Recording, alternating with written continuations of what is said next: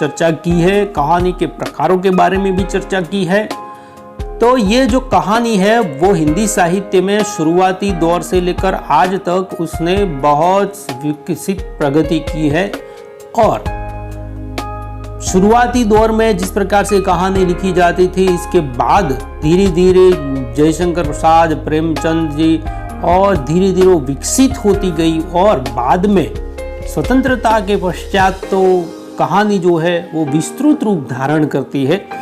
और इस कहानी साहित्य में अनेक प्रकार के मोड़ आते हैं, अनेक प्रकार की कहानियाँ लिखी गई है।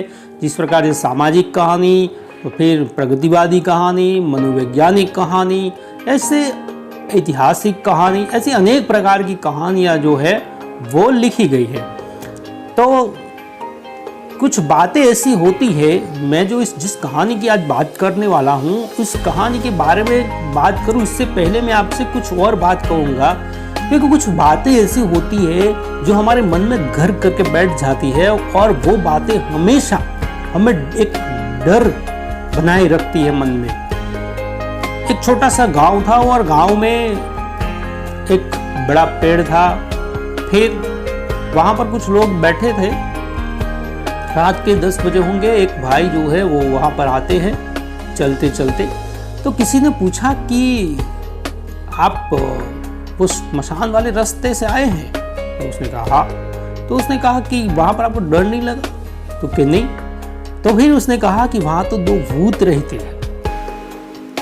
जब उसने ये कहा कि वहाँ पर 2 भूत रहते हैं तो उसके मन में वो डर महसूस हो गया और वो अब दूसरी बार जब भी जाना चाहता था, किंतु उसको वो भूत वाला जो सवाल है उसके भीतर था, वो उसे रोक लेता था।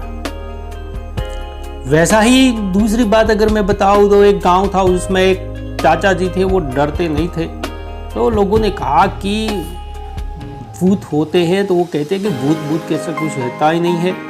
फिर लोगों ने कहा कि अगर आप स्मशान में जाके रात को एक जो है एक बार जाके वापस आ जाए तो हम माने कि आप डरते नहीं। तो उन्होंने कहा ठीक है जाऊंगा। फिर वो एक जो है बड़ा सा खिला उनको देते हैं लोहे का और टुकड़ा, और कहते हैं कि ये स्मशान में लगा के आओ ताकि हम दूसरे दिन सुबह जाके देख सके कि आप गए थे कि नहीं गए थे, निशानी के रूप में। तो वो क्या ठीक है भाई। वो जाते हैं और जैसे जैसे आगे बढ़ते हैं तो वैसे वैसे उनके मन में वो डर जो है वो उत्पन्न होता जाता है। अभी तक जब तक आपको नहीं बताया जाता तब तक आपके मन में डर नहीं रहता है, किंतु जब वो बात बताई जाती है तब वो डर जो है वो आपके भीतर महसूस होता है। तो वो जल्दी जल्दी से जाते हैं और जैसे जल्दी जल्दी से जाते हैं उनके मन में एक डर उत्पन्न होता जाता है और फिर वो एकदम से जल्दी जल्दी वो खीला जो था वो ठोकने के लिए जाते हैं और जल्दी जल्दी में उनकी धोती पर ही वो खीला ठोक देते हैं। और जैसे ही चलने को निकलते हैं उनकी जो धोती है वो उसको खींचती है, यानी उनको लगता है कि कोई मुझे खींच रहा है, और वो डरते मारे वहाँ से भाग जाते हैं। तब उनको लगता है कि भूत है ही है।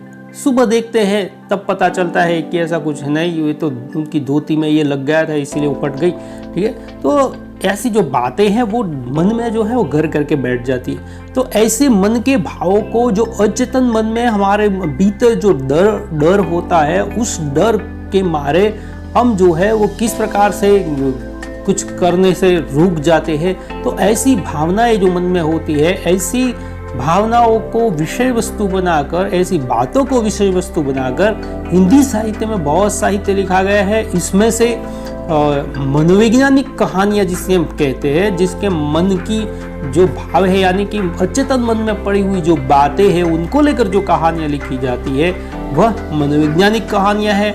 और उस कहानियों में जो बातें होती है वो इसी प्रकार की होती है। तो आइए देखते हैं उस कहानी के बारे में। तो आज हम पढ़ने वाले हैं कि सांप का नाम सुनते ही आप सबको या तो डर लगता है या तो आपकी आंखों के सामने वो बड़ा फन वाला सांप जो है वो आ जाता है। यानी कि फिर अगर आप सांप के बारे में देखें तो रात को सपने में भी सांप आएगा। तो इस प्रकार की जो हमारे मन में जो बातें होती है वो हमें डर महसूस कराती है।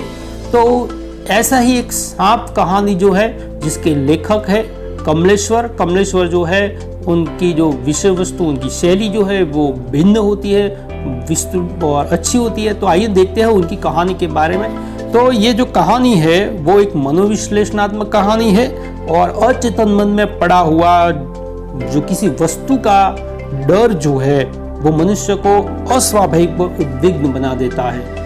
भीतर जो डर पड़ा हुआ है वो मनुष्य को क्या बना दे, जैसे हमने अगले भी दो कहानियां मैंने छोटी छोटी आपको बताई, इसी प्रकार से तो इसका सजीव चित्रण इस कहानी में किया गया है और भय और प्रेम का जो साथ साथ चलने वाला जो रोमांच चित्रण है वो इसमें कहा गया है। आनंद और इंदु इस कहानी के मुख्य पात्र है और आनंद के मन में सांप के प्रति जो डर है वह डर किस प्रकार से उसको पूरी रात सोने नहीं देता है, पूरी रात किस प्रकार से परेशान करता है और एक व्यक्ति जो एक डर के मारे क्या क्या करता है उसका एक सजीव चित्रण जो है वो इस कहानी में हमें देखने को मिलता है, खास करके आनंद के द्वारा। और उसमें इंदु के जो है, इंदु आने वाली है और उसके बारे में सोचकर जो रोमांचित होता है, एक तरफ डर है सांप का, दूसरी तरफ अपनी पत्नी इंदु की आने का जो रोमांच है वो है। तो डर और रोमांच का एक सजीव चित्रण जो है वो इस कहानी में हमें देखने को मिलता है। तो आइए देखते हैं इस कहानी के बारे में कि किस प्रकार से डर जो है वो उसके मन में बैठ जाता है। तो डाक बंगले का चौकीदार मोमबत्ती जलाकर चला गया। कहानी की शुरुआत होती है, देखिए आप, इतने दिनों के बीच उसे कभी डर नहीं लगा था, लेकिन आज की बातें कुछ ऐसी थी कि पूरा वातावरण भयावह हो गया था।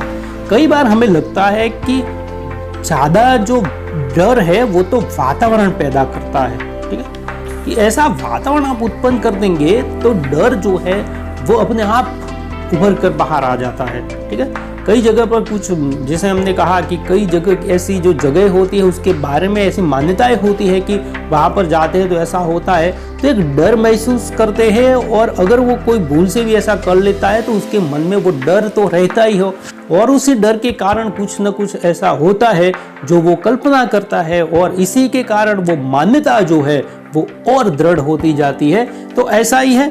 तो वातावरण जो था आज का वो वैसे डरता नहीं था, किंतु इस आज का जो वातावरण था वो उसको डरा रहा था और चौकीदार ने उनको बताया।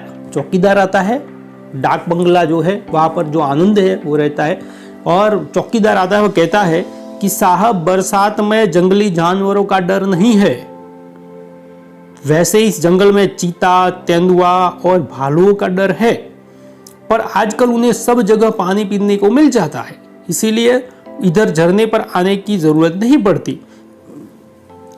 किंतु एक वाक्य अब जो चौकीदार आनंद को बता रहा है, वह एक वाक्य आनंद को पूरी रात किस प्रकार से परेशान करेगा, आनंद को किस प्रकार से पूरी रात जो है वो जगाने वाला है। वो देखिए कि लेकिन सांप जरूर निकल आते हैं, उनसे बचने का क्या जरिया हो सकता है। कई जगह पर मैं भी खेत में जाता हूँ, मुझे भी पता है, तो खेत में जब जाते थे तो एकदम से जैसे आपके मन में ऐसा कोई विचार न हो, तो बड़ी बड़ी घास होती है उसमें से आप चल निकलते हैं तो आपको कोई डर नहीं लगता। किंतु जैसे कोई सामने आएगा और कहेगा कि इतनी बड़ी घास है, अगर सांप बाप होगा तो, फिर आपके मन में जो डर बैठ जाता है और आपकी नजर जो है जैसे सांप को ही ढूंढती है, इसी प्रकार का जो डर है वो भीतर रहता है। तो आनंद की हालत भी इसी प्रकार की। चौकीदार ने कह दिया कि भाई भालू, तेंदुए, चीते आदि तो है, किंतु उसका डर इतना नहीं है, किंतु कभी कभार जो है सांप निकल आते हैं और सांप के डर से आनंद की जो स्थिति होती है वो देखने लायक होती है। तो आइए देखते हैं आगे। फिर ये जो नीरव एकांत था उसमें फिर आनंद के मन में जो है वो सांप का डर बैठ जाता है। वो जहां भी देखता है उसको सांप नजर आते हैं। तो मनुष्य जो मनुष्य होता है उसके मन में जो ऐसी कल्पनाएं थी वो उभर कर आती है। वो देखता है कि रात को जैसे बेड पे सोता है, फिर वो सोचता है कि सांप जो है वो दरवाजे में आएगा, खिड़की में से आ जा सकता है। वो देखता है कि इतनी जगहों में तो नहीं आ सकता, दरवाजे में इतनी जगह कैसे आएगा। फिर वो देखता है कि खाट पे तो सांप नहीं चढ़ रहे हैं, और फिर देखता है कि मेरा खाट तो जो लोहे का है तो लोहे पर तो चढ़ सकते हैं। तो ऐसे अनेक प्रकार के विचार पूरी रात वो सोचता रहता है और कहता है कि सांप रात को आएगा, मुझे काट लेगा और मैं मर जाऊंगा। तो कल इंदु आएगी तो वो क्या सोचेगी, तो उसको तो मेरी लाश ही मिलेगी। तो वो शायद ये जो डाक बंगले का जो विजिटर बुक है उसमें मेरा नाम पता दर्ज होगा, तो उससे उसको पता चलेगा। तो ऐसे मरने तक की बात जो है वो आनंद जो है वो सोच लेता है कि रात को न जाने क्या होगा, सांप आएंगे। तो फिर जो बात है तो उसको जगह जगह पर सांप ही दिखाई देते हैं। वो देखता है कि जैसे वो डोरी लगी हुई होती है तो उसको लगता है कि जैसे कोई सांप है। फिर डोरी की परछाई दीवार पे पड़ती है तो काली काली परछाई वो पवन में ऐसे हिलती है तो उसको लगता है कि सांप जा रहा है। फिर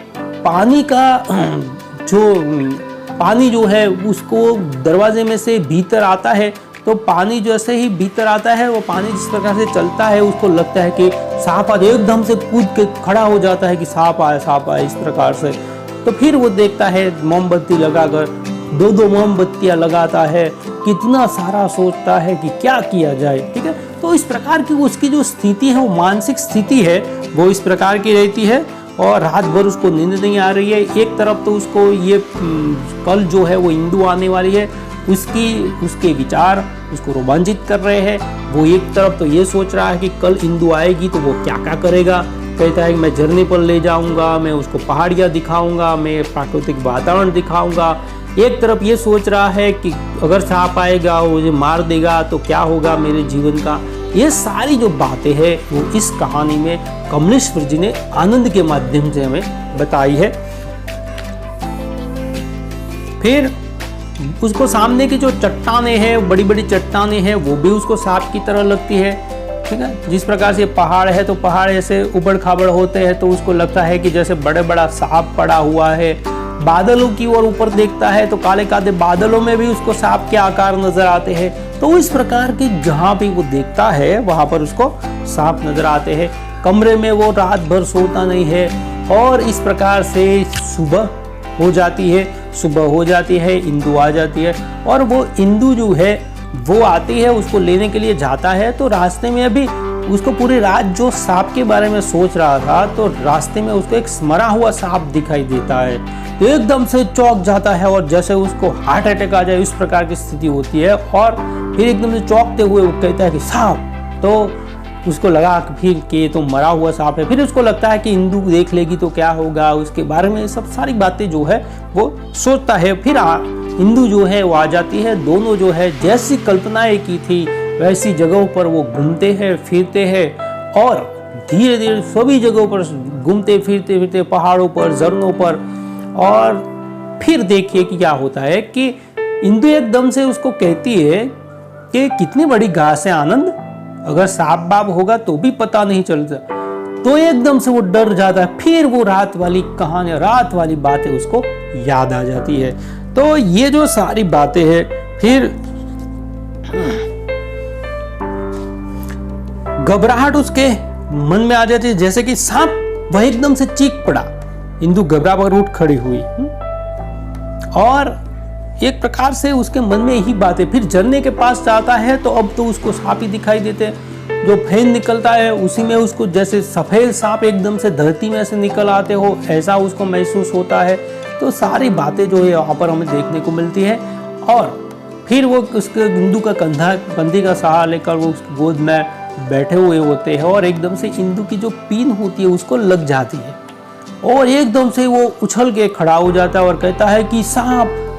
एकदम से उसको लगता है कि किसी ने कुछ काटा है, वो देखता है तो उसको, और फिर उसने एक सांप को जाते हुए देख लिया और एकदम से बेहोश सा हो जाता है। उसको लगता है कि अब मैं मर जाऊंगा, अब तो मेरा जीवन खत्म, क्योंकि मुझे सांप ने काट लिया है। फिर उसको लगा, फिर इंदु देखती है तो इंदु को पता चलता है कि उसकी जो हेयर पिन है वही उसको लगी है। तब जाके उसका डर जो है वो कम होता है। कहने का मतलब ये है कि बात कुछ और होती है और उसका डर जो है उससे और बड़ा होता है।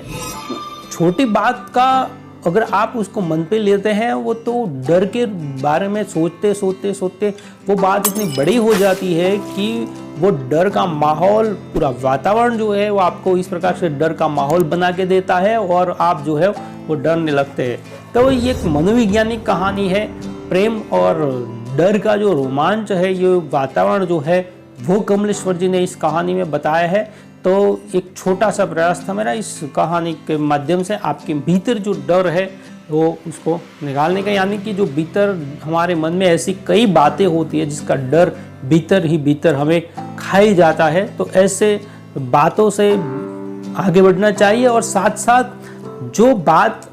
जो चीज़ का डर अपने भीतर होता है वह किसी के कहने पर ही होता है। आप देखिए कि जब आपको किसी बात का पता नहीं होता है, बच्चा जो है वो आप देखिए अग्नि होती है, आग होती है तो उसको पकड़ता है क्योंकि उसको पता नहीं है, किंतु हमें पता है।